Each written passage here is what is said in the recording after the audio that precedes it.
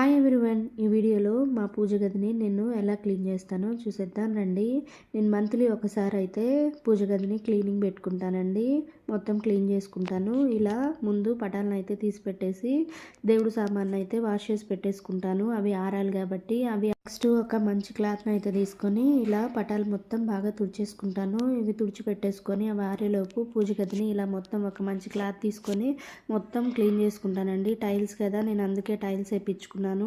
మొత్తం టైల్స్ అన్నీ నీట్గా తుడుచుకొచ్చుకుంటాను. అవి ఆరేలోపు పటాలకి బొట్లు పెట్టేసుకుంటాను. ఆ బొట్లు పెట్టేసుకునేలోపు దారిపోద్ది. ముగ్గేసేసుకొని ఒక పేపర్ వేసుకొని ఈశాన్య మూలలో బియ్యం వేసుకొని వినాయకుడి పటం ముందు పెట్టుకుంటాను. తర్వాత ఇలా పటాలన్నీ నా దగ్గర ఉన్నాయన్నీ పెట్టేసుకొని నీట్గా నాకు వచ్చినంత వరకు నేను ఇలా సర్దుకుంటాను. నాకు నచ్చినట్లు ఇలా సర్దుకొని దీపారాధన అయితే చేసేసుకున్నాను. ఇంతకీ మీకు నచ్చిందా? ఎలా సర్దుకున్నాను కమెంట్ బాక్స్లో కమెంట్ చేయండి. ఈ వీడియో నచ్చితే ఒక లైక్ చేయండి ఫ్రెండ్స్. Bye bye.